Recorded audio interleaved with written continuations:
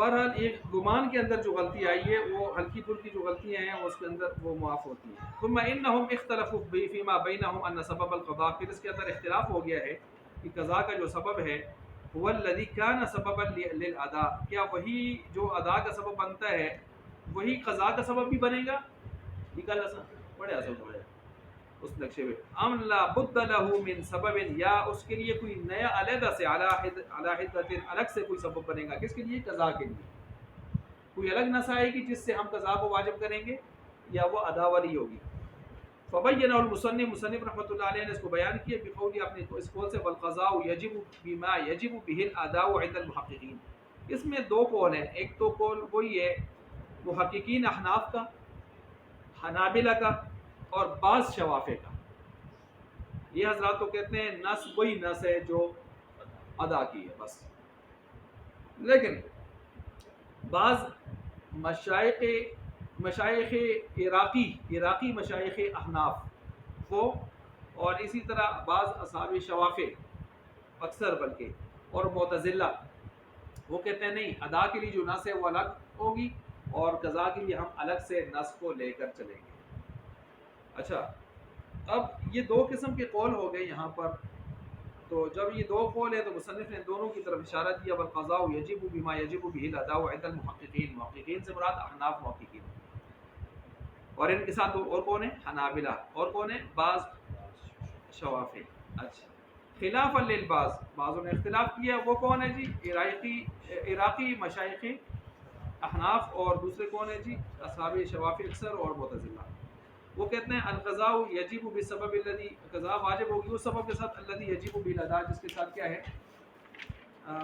اچھا، یعنی پہلے والے جی کہتے ہیں یعنی قضاء واجب ہوگی بسبب، اس سبب کے ساتھ، الذی یجب بالاداء، جس کے ساتھ کیا ہے؟ ادا واجب ہوگی. عند المحققین من عامۃ الحنفیہ، عام حنفیہ محققین کے نزدیک یہ مسئلہ ہے. خلافا للعراقیین من مشائخنا، لیکن اختلاف ہے یہاں پر عراقیین کا، جو مشائخ ہیں ہمارے یعنی حنفی ہیں یہ بھی، اور عامت اصحاب شافع، اور زیادہ تر جو اصحاب شوافع ہیں وہ اس طرف آئے ہوئے ہیں. ان کے ساتھ اور کون ہے تیسرا گروہ جی؟ معتزلہ. فإنهم یقولون، نہیں کہتے ہیں لابد، ضروری ہے، للقضاء، قضاء کے لیے، سبب جدید سوا جب سبب الادا، ایک اور سبب، جدید سبب ہونا بھی ضروری ہے قضاء کے لیے، اور وہ ادا کے سبب سے ہٹ کر ہوگا. والمراد بهذا السبب، اور مراد اس سبب کے ساتھ، النص، وہ نص ہونی چاہیے، الموجب للاداء، جو واجب کرتی ہے ادا کو، لس سبب المعروف، نہ کہ سبب معروف. یعنی سبب معروف مراد نہیں ہے، اس سے مراد کون ہے جی؟ وقت ہے. اس سے مراد کون ہے؟ وقت ہے. یعنی نیچے حاشی میں لکھا ہوا ہے فإن الوقت سبب نفس الوجوب، نفس وجوب کا سبب وقت بنتا ہے، اور وجوب ادا کے لیے بنتا ہے. تو ہماری مراد یہاں پر عام سبب معروف نہیں ہے، بلکہ اس سے مراد کون ہے؟ وقت ہے، کہ جس کے ساتھ نفس وجوب آ جایا کرتا ہے. اور وجوب ادا کیسے آتا ہے؟ صیغہ امر سے آتا ہے. وہ حاصل الخلاف، اور یہ جو اختلاف کا حاصل ہے وہ یرجع، لوٹتا ہے، الا، اس بات کی طرف، ان عندنا، کہ ہمارے ہاں، النص، جو ہے النص موجب للاداء، جو ادا کو واجب کرنے والی نص ہوتی ہے، وہ مثلا وہ قولہ تعالی، اللہ تعالیٰ کا فرمان ہے اقیم الصلاۃ، تو نماز ادا کرنے کے لیے ہمارے پاس نص یہ موجب بن رہی ہے. وقولہ کتب علیکم الصیام، یہ والی نص کس کے لیے بن رہی ہے؟ روزے کے ادا کرنے کا موجب بن رہی ہے. دال، یہ دلالت کرتے ہیں بعینہ ہی، اس پر کہ علی وجوب القضاء، قضاء یعنی بعینہ ہی، جیسے یہ نص ہے ادا کی، ایسے ہی بعینہ ہی یہ نص ہے کس کی؟ قضاء کی، واجب کرنے کی. لا حاجت الی نص جدید یوجب القضاء، کوئی ضرورت نہیں یہاں پر ایک اور نص لانے کی کہ جو واجب کرتا ہو قضاء کا. وہ قولہ علیہ السلام، اور شعاب علیہ السلام کو فرمان ہے، جس کو وہ دوسرے شوافع وغیرہ لے رہے ہیں، جو قضاء نماز کے لیے الگ سے نص جدید بنانا چاہتے ہیں. وہ کہتے ہیں نص جدید یہ ہے قضاء نماز کے لیے الگ سے، من نام عن صلاۃ او نسیھا فلیصلیھا اذا ذکرھا، سو گیا نماز سے یا بھول گیا تو جب جاگ جائے، یاد آ جائے تو اس کو کیا کر لے؟ پڑھ لے. فإن ذلک وقتھا، کہ پس وہ اسی کا کیا ہے؟ وہ اس کا وقت ہے.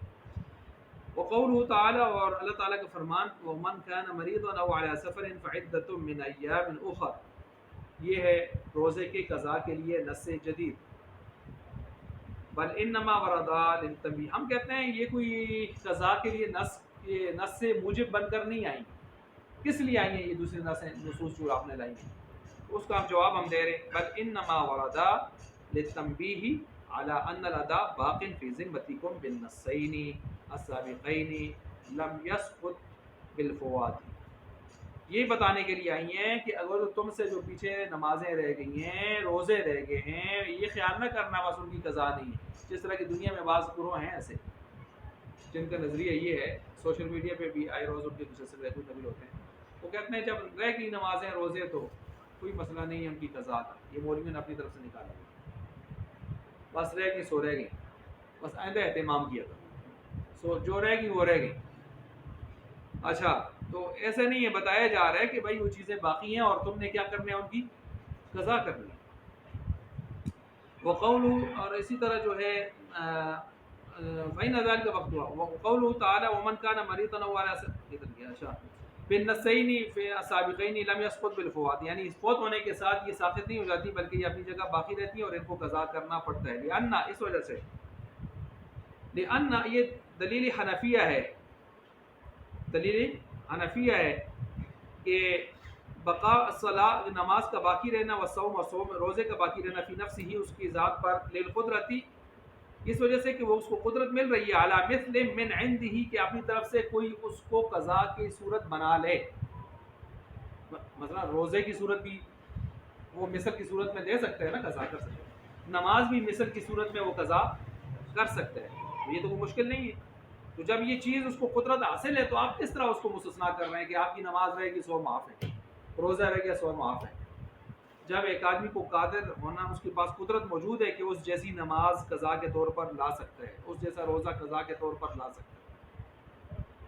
اچھا وسقوطہ، اور یہ سقوطہ کا عطف وہی اس پر جا رہا ہے پیچھے، کس پر، بقا پر جا رہا ہے، لأن سقوطہ، اور اس وجہ سے کہ ساقط ہونا، صرف وقت کی فضیلت ساقط ہوئی ہے کہ جو ادا کا وقت تھا نا، جس میں اللہ تعالیٰ نے نماز روزے کو فرض کیا تھا، آپ نے ادا نہ کر کے صرف وقت کی فضیلت کو ساقط کیا ہے، عمل تو ساقط نہیں ہے، عمل اگر عین نہیں ہے تو اب مثل ہے، لیکن عین کے اندر کیا تھا، فضیلت تھی، اور اب فضیلت سے آپ اس رہ گئے ہو، لیکن چیز تو ادا کر سکتے۔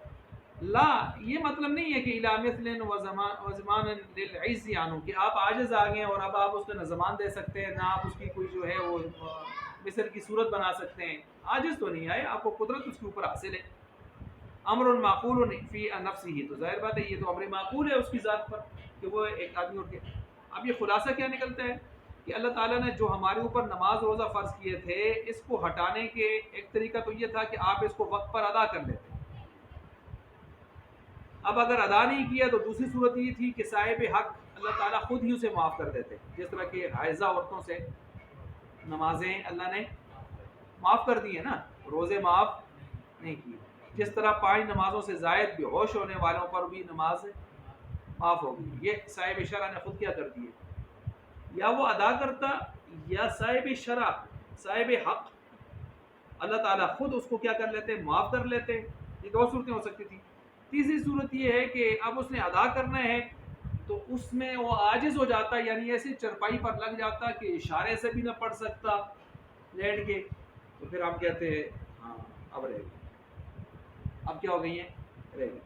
جب اس طرح کی صورتیں نہیں ہیں تو آپ اس کو کدھر معاف کر رہے ہیں اس کو۔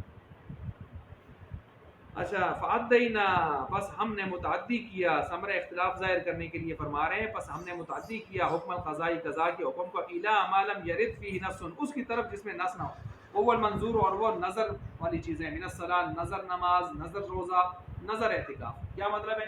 امام شافعی رحمۃ اللہ علیہ نے فرمایا نا، نص جدید ڈھونڈیں گے کس کے لیے، قضا کے لیے، یہ ٹائم ٹھیک جا رہے ہیں، نص جدید ڈھونڈیں گے، تو ہم نے کہا یار ایسی جگہ ڈھونڈو جہاں نص جدید ہو ہی نہ، پھر امام شافعی صاحب سے پوچھتے ہیں، تو ہم نے فات دئی نہ بنا سے ثمرہ اختلاف ظاہر کرنا سے ڈھونڈی ہوئی جی، جتنا نص جدید نہ سی بن گئی، تو ہمیں مل گئی نظر والی چیزیں، نظر نماز، نظر روزہ۔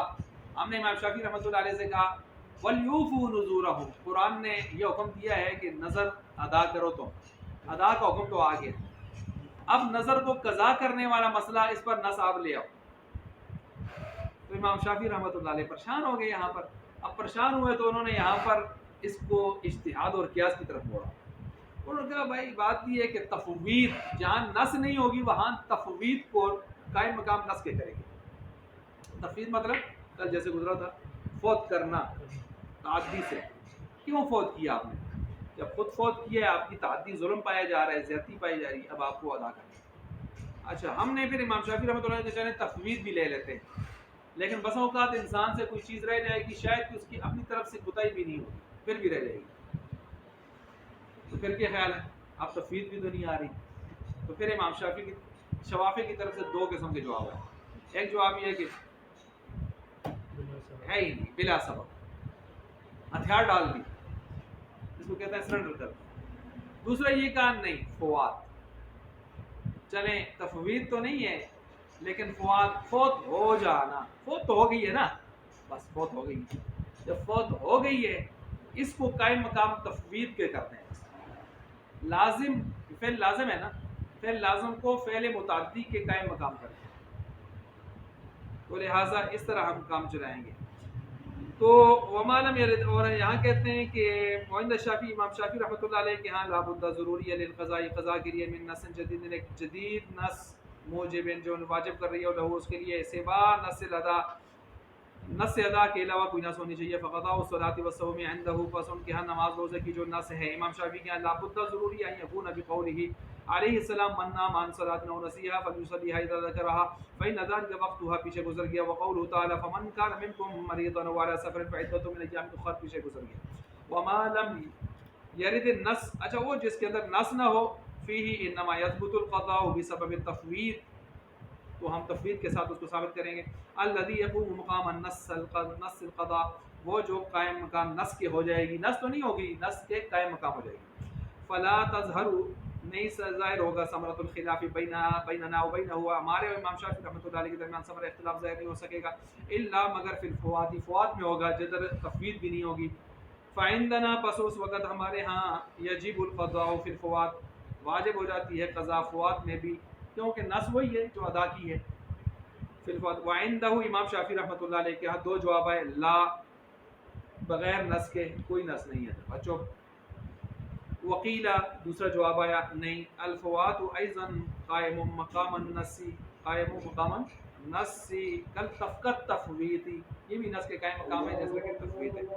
ولا تظہر ثمرۃ الخلاف اور نہیں ظاہر ہوگا ثمرہ خلاف اس میں الا فی تخریجی مگر کس میں ظاہر ہوگا تخریج میں ظاہر ہوگا اور تخریج الحکم کے اندر ظاہر ہوگا. تو تخریج حکم کے طور پر انہوں نے آگے فعندنا یجب فی الکل تو ہمارے ہاں جو ہے کہتے ہیں واجب ہو جائے گا فی الکل سب میں بالنص سابق نص سب میں کس کی سابق جو سابق نص ہے کس کی ادا کی اسی کے ساتھ قضا بھی واجب ہو رہا ہے. وعندہ اور امام شافعی کا یجب بالنص واجب ہوتا ہے نص جدید کے ساتھ قضا یا فوات تفویض بلکہ کہہ دیتے ہیں تفویض یا فوات ان تین چیزوں میں سے کسی کو ہم قضا کے اندر تفویض مانے از خود اپنی کوتاہی سے کسی چیز کو جو ہے وہ حکم جو اس کو ترک کر دینا اور فوات ہو جانا اس سے. تو یہاں تک یہ ہو گیا یہ مسئلہ. وقضاء الحظر